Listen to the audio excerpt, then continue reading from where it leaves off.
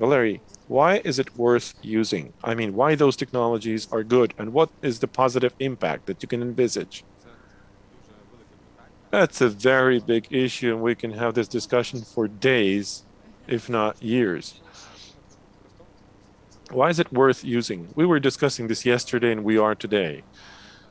This is probably the best possible way to preserve cultural heritage that we have. This is the way to rethink our history. New media and new communication vehicles are penetrating our life. They're worth using because this is the modern language that mankind speaks. More and more people spend time in the internet. Cultural heritage has to be there. Otherwise, they will be crossed out from the people's lives. This is a survival issue on the one hand, and on the other, of course, this is an issue of presence of these topics in the lives of the people. Secondly, this will bring up the new opportunities that will have to be used in the most proper way. And all those great opportunities have to be used as much as possible. In Ukraine, of course, we have a certain development, but there are different progressive projects in the whole world that are being tested right now. They engage a lot of audiences. They have cute, immersive experiences they share. For instance, about World War II.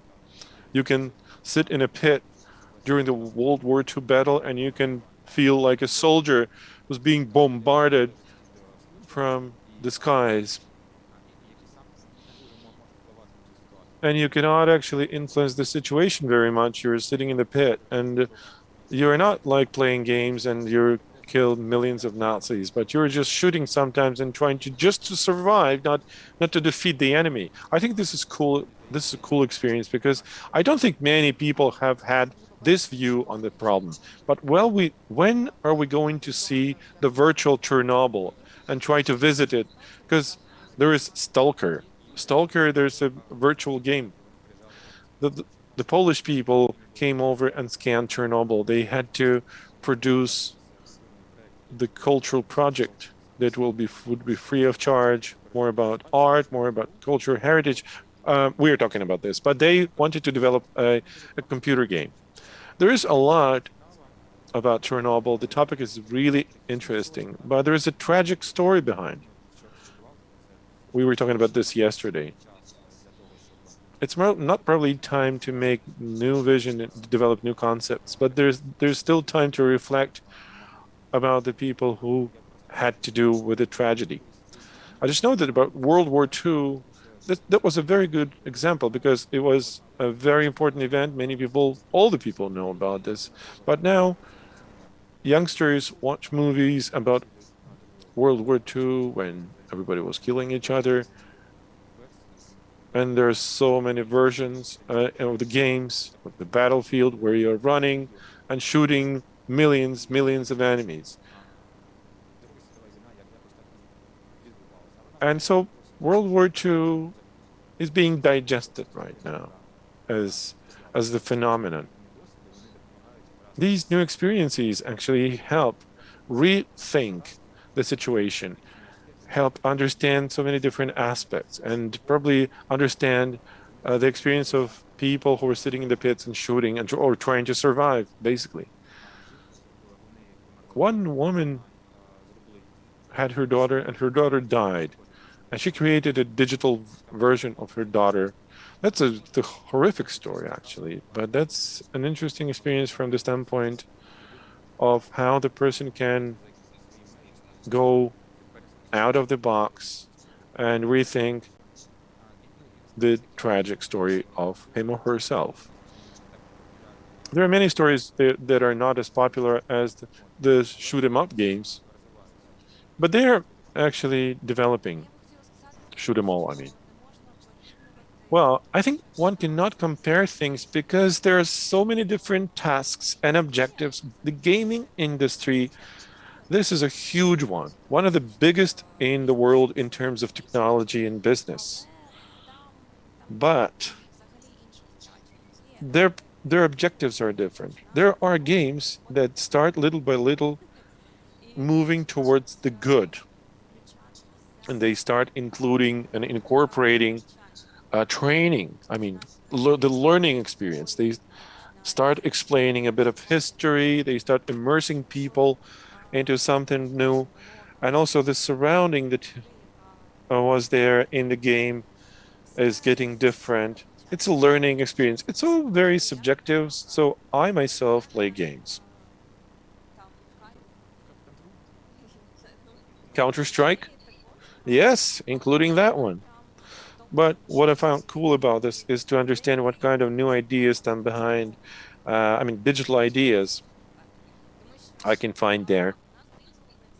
One of my main objectives is to find new ideas, new concepts, new visionary things about how to interact better with the audience. To me, games are one of the best examples because they immerse a lot. You can see children who are diving into those games that um, can never leave the game. I mean, they keep playing on and on. So there are many learning aspects in the digital internet. So we need to learn about those technologies and about those ways of doing things because they really work. We can't ignore that. We just need to keep in mind that we all have our ultimate goals. Each product is pursuing a certain objective with certain audiences. Yes, indeed, somebody has to get distracted and play a shoot 'em all game, or someone else will be glad to see a different culture or view a different epoch of time. We're also saying that our digitalization is the tool, and the way we apply it and how much effectively we do that will actually have an impact on how we do things. I want to also remind you that there is game series like Assassin's Creed. What they do that you can actually jump over time in different eras. They were in Greece. You can end up in the Vikings and Byzantine Empire. And when even Notre Dame de Paris was on fire, they get this game developers, they handed over their scans of the Notre Dame de Paris so that those renovation people could see how it had looked like before the fire happened. This is a great approach. I mean, if make things just to generate money, that's one thing. But if you're conscious about your goals and you want to be socially responsible and culturally responsible through your product, you're going to come up with something absolutely different. To me, as for a communication professional, these are new communication vehicles and new engagement tools. The audience that have grown up with the tablets in their hands, we need to be impressive and interesting for them. We need to generate the wow effects when telling about historic things. We have to impress people by not only happy things, but also about the content and its depth. When we had our first media art exhibition dedicated to Chernobyl, very few people had realized then how can the virtual things tell a story about Chernobyl? How can this create an impact? But the positive impact from the media art and all those modern technologies is that they really influence these sensor qualities. I mean, the sensory qualities. You're impressed. You start looking for answers. Why it happened? Who caused it? Or what caused it? The people who attended our first exhibition, they went back home and looking for information, more information about Chernobyl, and they, on their own, tried to find answers why I was so impressed, why I didn't know about this. This is a different communication story with the people and with the whole society. One of the main objectives, I believe, is to make an information breakthrough. We need to break through this data actuality, this whole lot of information.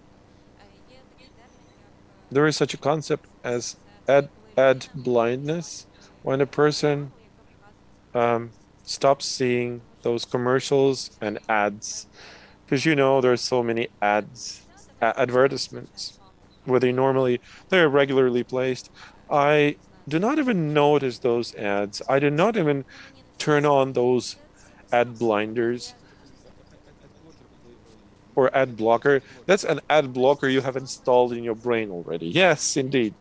But regarding the other information, whenever I can see it's not relevant for me, it's not interesting, or maybe it's somehow hard to read, or it's kind of boring, I just skip that. We just have a lot of information, huge amounts of information. So to single out some interesting information, you need to take effort. But one needs to take effort not only as a user, but I think there should be the same effort from the publisher. We have a very cute example of a project which is called The Lessons of Chernobyl. This is a convenient format for schools from every grade, from 1 to 11. Those are vlogs, the video blogs with very interesting hosts.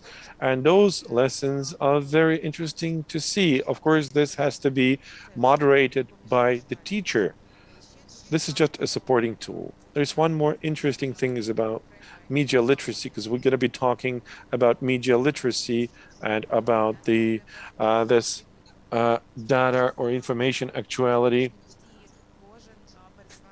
because everybody's trying to tell a story, his or her own story,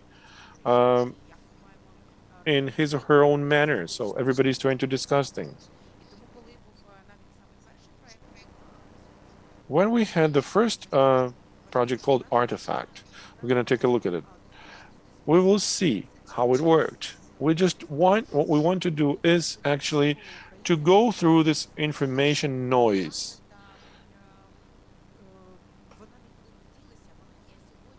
And tell the story about Chernobyl. Propaganda is not gone yet. So we need to actually diversify. I mean, not diversify, but make a difference between propaganda and truthful information. I just wanted to add something, two things about what you said.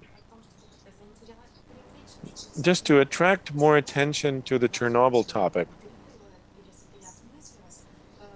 by rethinking. In France, they use the word, and I use it very often, sensibilisation. It means that you attract attention of the people to a very important topic so that they sense it, put it through themselves, for them to be able to come back home and willing to find more information.